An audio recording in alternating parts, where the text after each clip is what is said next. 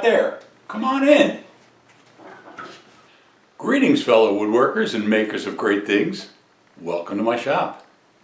Today's a little different. We've got the drafting board set up over here and doing a little design work.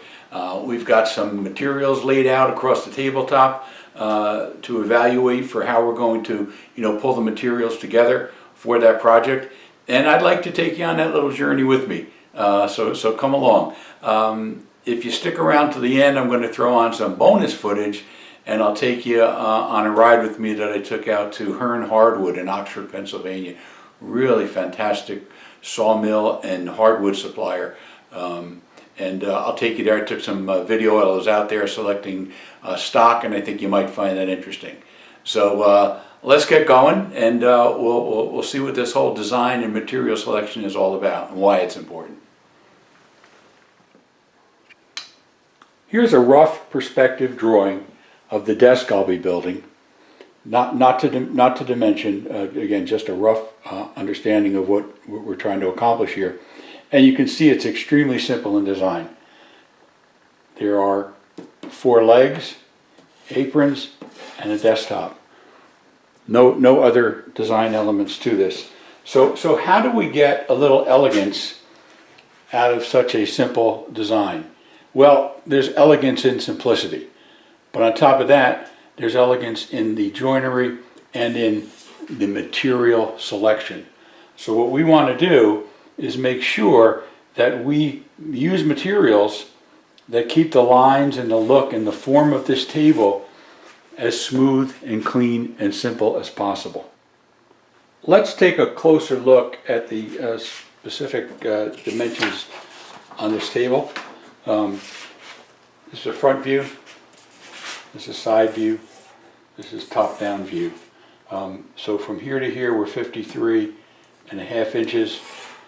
We are 32 inches tall, and we are 21 inches wide.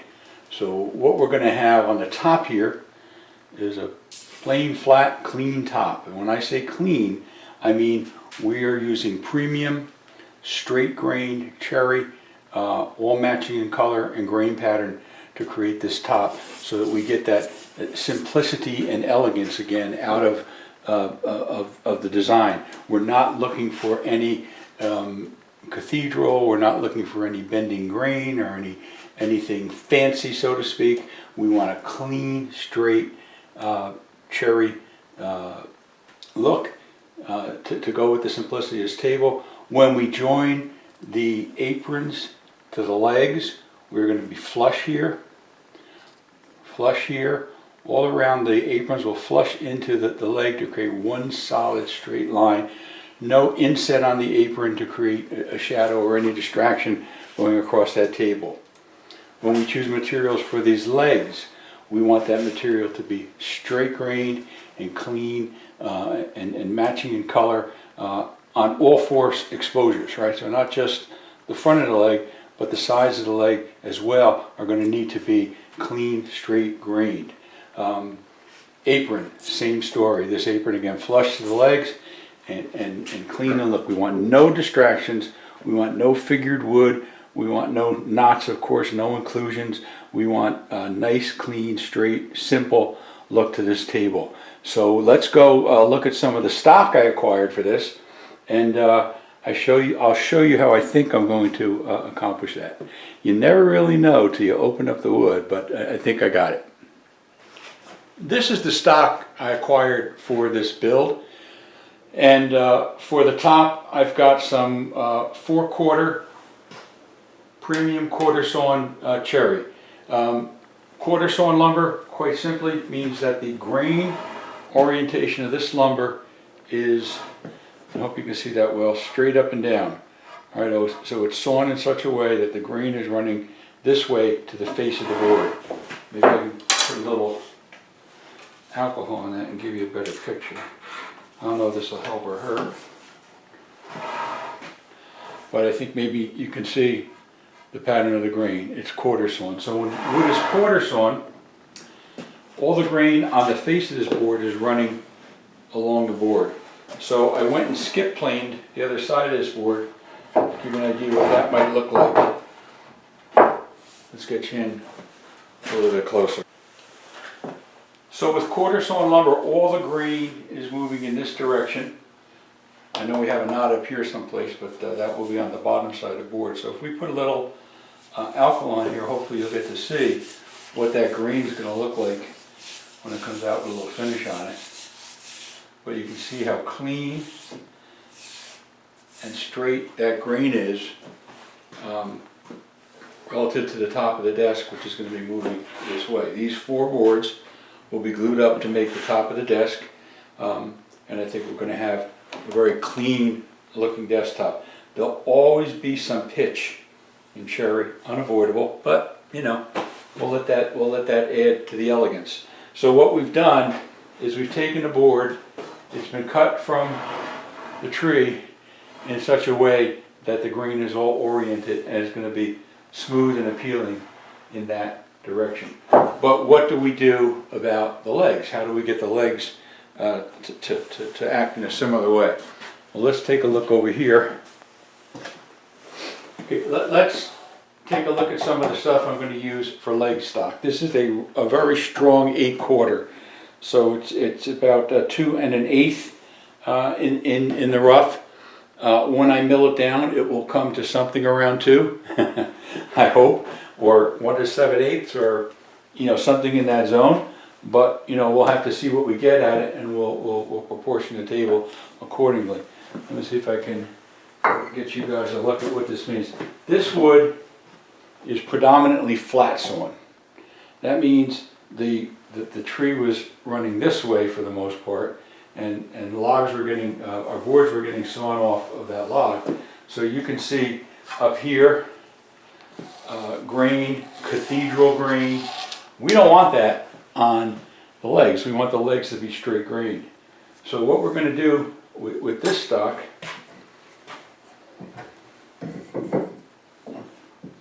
if I can get that in a good view for you here and stop blocking the light, is you can see that this portion of this board came off as flat sawn, but we've got a bunch of rift sawn right here in this direction. So this grain, rift sawn, means it's running diagonal to the face of the board. The quarter sawn stuff was running perpendicular to the face. The rift sawn is running diagonal to the face. So if we could get into this section of the board,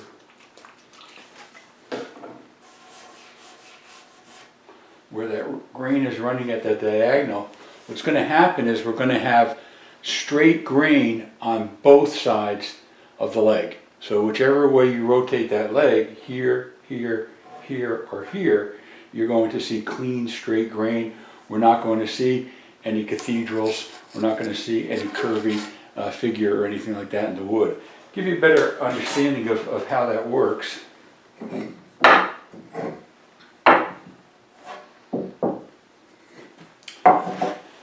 This is a board that one could say is almost quarter sawn. At least out here it's almost quarter sawn. So the grain is perpendicular to the face, and you get that effect I was talking about for the tabletop, where we've got nice straight grain running down this board. But if we look at the board in this direction, we're flat sawn. So that side of a leg would look not so good. Right? The grain pattern is going to break up that kind of clean, elegant look we're trying to get out of this table. So we need all sides of the leg to be straight grained, and none of the sides of the leg to have any of this cathedral or problem with it. So let's, and obviously this is not cherry, that was, that's probably pine. This is white oak. But let's take a look at this white oak. And this white oak is rift sawn in this direction. Okay, so we got the grain going in at a diagonal to the face. So whichever side I turn to, I've got straight grain. So I'm straight here, I'm straight here. This has staining, but I'm straight here and I'm straight here. So this is what we're after. We're after rift sawn legs, so that we can get that clean line all the way through and all the way up the leg without breaking up the line with green patterns and cathedrals. And that's the way that's the way I select lumber for my projects, and I'm pretty picky about it. And you pay a little more, obviously, for quarter sawn premium. You pay a little more for rift sawn stuff, but usually on a wide enough board, and if you're selective at the hardware supply, you can find enough rift in these boards, just like on this one, to give you enough for a 2-inch leg or whatever you're going for. The rest of this stuff will be flat sawn. It's perfectly usable in another project, but it will be flat sawn. But you can usually get, sometimes depending on how they saw the board, you'll get some rift sawn on this side, you'll get some rift sawn on this side. I have very little rift sawn on that side. I'm not going to be able to make a leg out of it, but you can see where the material comes around on the board. I've got a little bit of rift right here, but again, not enough to get a leg out of it. But I've got 2 sections of this with the rift in it. This one's got a little more on that side, and between that I only need 4 40-inch blanks to get started, so I've got plenty there. I've got some more. This is 8/4. It's already been surfaced on 2 sides, cherry here, and I can resaw this for the aprons because I do have some quarter sawn in this in different areas. So if you look at the green here,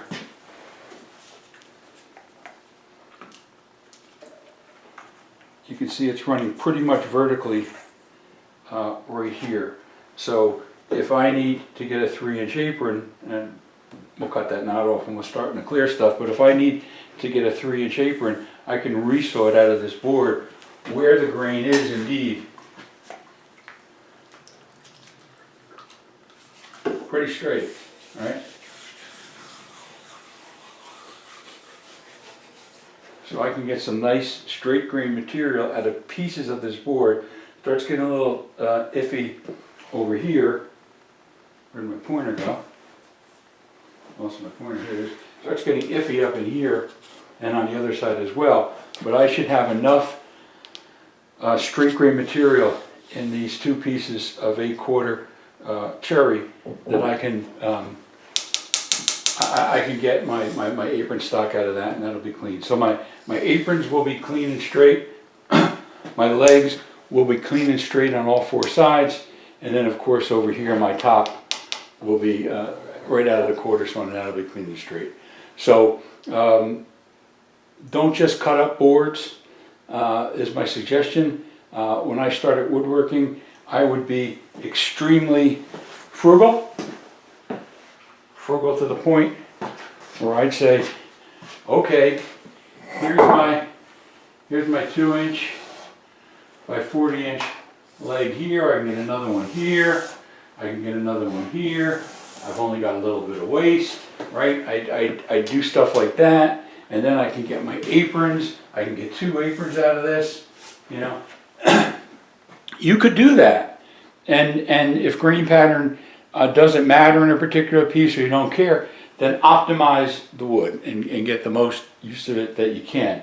But if you want to do something special, you're going to have to take what the tree gives you relative to design influence that you're trying to reach, relative to the style that you're trying to obtain. Hope that was clear. I don't know, but obviously I will be working on this in the coming weeks, on and off here and there, and I'll bring you through it. Well, as I start making final decisions on where all these pieces are going to come from, I will bring you in. I'll show you how I'm going to mill it, how I'm going to get the stuff out of here, how we're going to square it all up, true it all up, and then of course I'll take you into the table build as well. So stay tuned for that.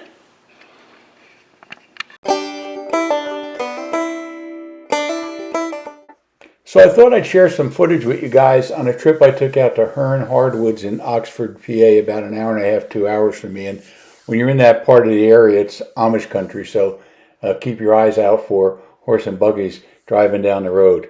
It's pretty cool. When you get to Hearn Hardwoods, it's just huge. They've got sections like this all over the place where there's all kinds of material, all different species, hardwoods, softwoods, stuff I've never heard of, stuff I've used, stuff I haven't used, and some stuff that's really expensive.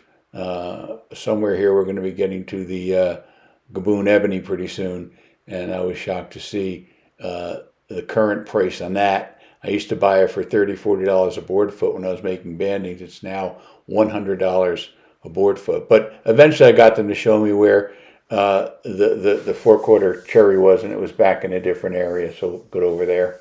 So in this section they have the premium cherry that I was looking for, and up on the left there the quarter sawn premium cherry.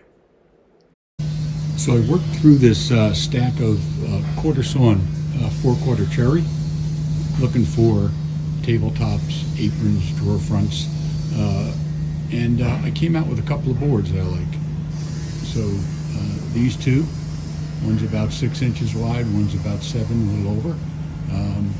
And what I'm looking for on the quarter sawn is the continuity of the grain, and the best guess I have at color. Usually you can find one side of a board that's been exposed to light and atmosphere, and it's going to be darker because cherry's going to darken under those conditions, and this is a good way to get an idea for color match, and these guys look pretty good. What you want to do then is look at the other side of the board, if it hasn't been exposed, and this one has it, and you'll see it's considerably lighter, but you're going to get a much better picture of the grain and the continuity of that grain. It looks nicely quarter sawn without grain running off the edges of the board. So these are my two selections for aprons, drawer fronts, tabletop. If I get back here, you might be able to see that color differentiation a little bit better. I guess it's hard to tell on the camera. When you're looking at it with real human eyes, it's different. So the next thing I have to do is find some stock for the legs, and I'll be looking at 8/4 cherry.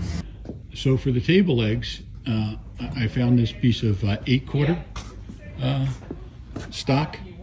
It's a little rough on some of the edges, and it's got a little bit missing up here, but the gentleman was kind enough to discount it a couple of board feet for that.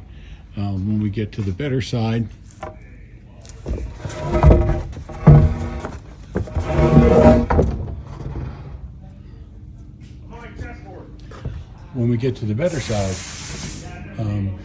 you can see that the coloration is good with the rest of the stock. They came over and measured me up, and I'll show you what we got out of this. The 4/4 quarter sawn cherry, one is 5 board foot, one is 6 board foot, and then the 8/4 cherry, it was 14 board foot off the stick, but again, because of some of the minor problems with it, the gentleman was kind enough to take it down to 12 board feet. And they're great folks here, so I appreciate that. After a few strategic cuts, we're loaded and getting ready to go. And the damage came out to 209.67 for some really premium cherry that's